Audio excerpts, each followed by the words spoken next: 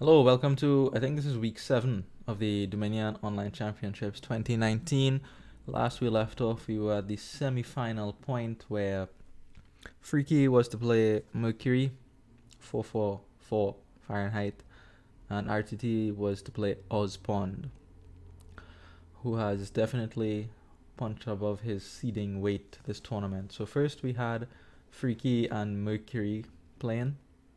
I looked at the whole match. 3.5 to 0.5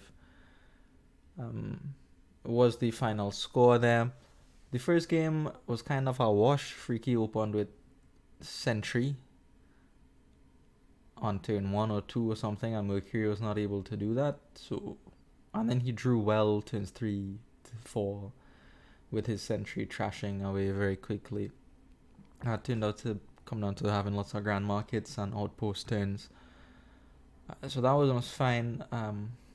I find in the sense, okay, you can't do much about that. Your opponent opens Sentry, you don't, and they see it often and they trash more quickly. What are you going to do? You can't do anything about it.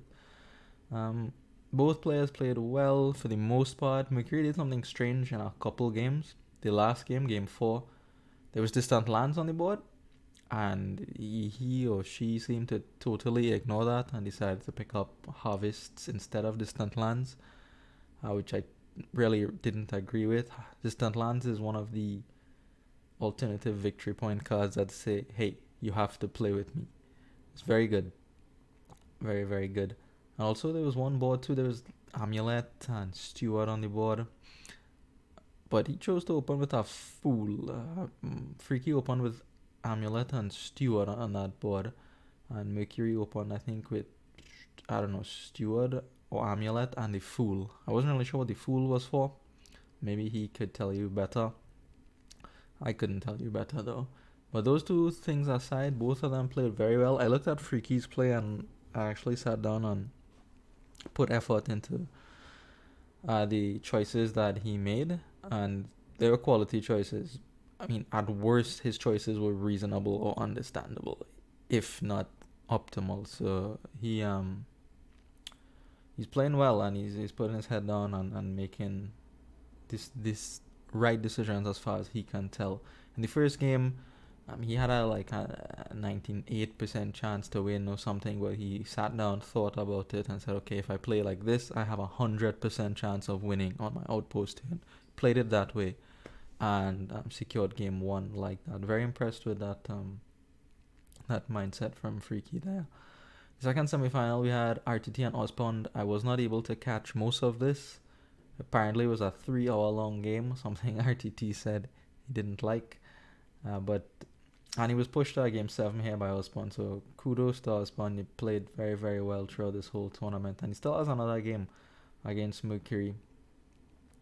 Against Mercury for the 3rd place decider. So we have, seeds 1 and 2 at it for the finals here. They've already set a time.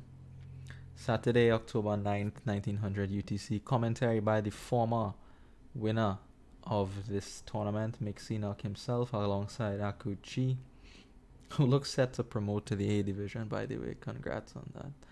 And Mercury and Ozpond have yet to schedule. Hopefully they schedule before the Saturday, just to keep things neat. You don't want to have the 3rd place game like a week after the finals, the 1st place game. So seeds 1 and 2 going at it, both from Germany. We'll see what happens there. I'm not sure how much of that match I'll be able to catch, but I'll do my best, and if not, well, there'll be plenty of recordings to go around. As usual, I'll leave record links for the recordings of both semi-final games in the description below. You could go have a look at both of them for your own, satisfaction and viewing. That's all for me for now. Next time, we'll have a winner to talk about. Alright, thank you for watching, and I'll see you.